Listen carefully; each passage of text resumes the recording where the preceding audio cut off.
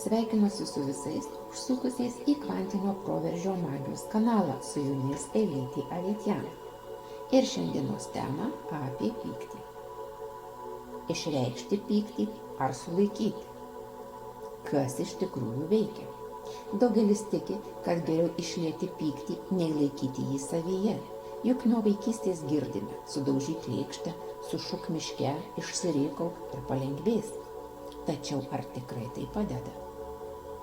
Katarso, tai yra apsivalymo per emocijų išreiškimą idėja, kilo iš senovės graikų filosofijos ir plačiai paplito saviugdos knygose. Mus moko, kad mušti pagalvę, reikti ar žaisti agresyvius vaizdo žaidimus tai būdas atsikratyti pykčių. Tačiau mokslas sako kitaip. Psichologų Bradley Buchmano eksperimente dalyviams po provokacijos buvo pasiūlyta mušti bokso kriaušę. Rezultatas – jie tapo dar piktesni ir labiau suerzinti nei tie, kurie tiesiog laukė. Pyktis neišnyksta į jį išliejant, jis tampa įpročiu. Pyktis tik pasekmė giluminės baimės. Tibeto budizmo mokytojas Tulku Lobzang teigia, kad pyktis tai nesavarankiška emocija, o tik pasekmė mūsų vidinių baimių. Baimė yra pirminė emocija, iš kurios kyla visos kitos – nerimas, liūdesys, pyktis, nusivylimas. Pyktis atsiranda kaip apsauginė reakcija, kai jaučiamės nesaugus, įskaudinti ar negalintys kontroliuoti situacijos. Pagrindinės baimės sukeliančios pyktį. Baimė prarasti kontrolę, kai situacija vystosi ne taip, kaip norėtume. Baimė būti įskaudintam, kai jaučiame grėsmę savo emociniam ar fiziniam saugumui. Baimė būti atstumtam, kai kyla jausmas, kad nesame priimti arba suprasti.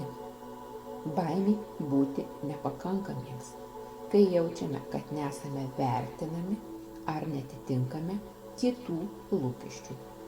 Kai žmogus jaučia pyktį, verta paklausti savęs, ko aš iš tikrųjų bijau. Kartais vien suvokimas, kad pyktis tai tik gilesnės baimės išraiška, padeda jį paleisti. Pyktis nėra tik emocija, tai sudėtingas vidinis mechanizmas, kuris veikia visą organizmą. Kai pyktis nėra tinkamai išreiškiamas ar suprantamas, jis kaupiasi kūne, virsta raumenų įtampa, galvos skausmais, virškinimo problemomis ar net lėtinėmis ligomis. Nesąmoningai laikomas pyktis dažnai pasireiškia per šiuos fizinius simptomus. Kaklo ir pečių įtampa, susijusi su emociniu spaudimu, negebėjimu išreikšti savo poreikių. Skrandžio problemos, kai pyktis yra praryjamas ir sąmoningai slopinamas. Galvos skausmai, migrena kyla iš vidinių konfliktų užslopinto nepasitenkinimo. Dažnai pyktis yra susijęs su senomis emocinėmis traumomis, kurios formavosi dar vaikystėje. Jei vaikas augo aplinkoje, kurio emocijos nebuvo priimamos arba buvo slopinamos, nekelk balso, nebūk piktas, jis išmoko slėpti savo pyktį. Toks elgesys tampa įpročiu suaugus.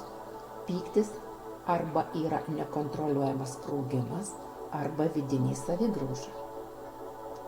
Pagrindiniai pykčio šaltiniai gali būti apleistumo trauma, kai žmogus jaučiasi nematomas, jo emocijos nebuvo svarbios. Išdavystės trauma. Pyktis kyla iš nuoskaudų, nepasitikėjimo. Netekimo trauma – tai slopinimas pykčių, nes žmogus bijo prarasti kitus. Kadangi pyktis tai tik giluminės baimės pasireiškimas, jį galima transformuoti į sąmoningą veiksmą. Tam padeda kvėpavimo technikos. Gilus diafragminis kvėpavimas mažina emocinę įtampą. Dėmesio nukreipimas, vietoj pykčio gilintis į veiklą, kuri ramina.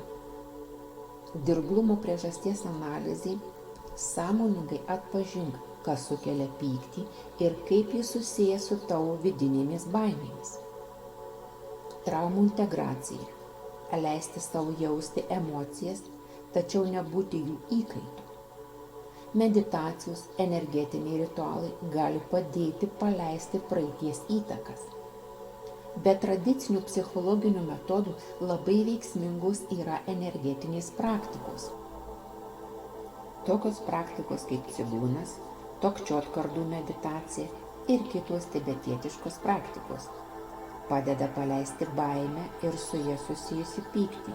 Cigūnas, darbas su kūno energija, leidžia harmonizuoti vidinius procesus, išlaisvinti užspaustas emocijas. Tokčiot, Tibeto kardų šokis, unikali praktika, kurios metu, naudojant specialius judesius su kardu, paleidžiamos baimės ir destruktyvios emocijos. Praktikuojant šią techniką galima aktyviai transformuoti baimės sukeltą pyktį į drąsą ir aiškumą. Aš pati dalyvavau Joan Yuan cigūnų ir tokčiok mokymuose, kur išmoko, kaip per judesį, kvėpavimą ir sąmoningumą galima paleisti baimę bei pykčio energiją transformuoti į kūrybišką ir aiškią būseną. Emocijų kontrolė nėra jų slopinimas, o gebėjimas valdyti savo vidinę būseną. Vienas geriausių tam skirtų įrankių – meditacija, kuri leidžia atpažinti ir transformuoti užslėptus emocinius modelius. Ar kada nors esate išlieję savo pyktį, daužydami pagalvę ar rėkdami? Kaip jautėtės po to? Gal pavyko rasti savo baimę, slypinčią už pykčių? Pasidalinkite savo potyriais komentaruose ir susitiksime sekantį kartą naujoje temoje. Iki susitikimų.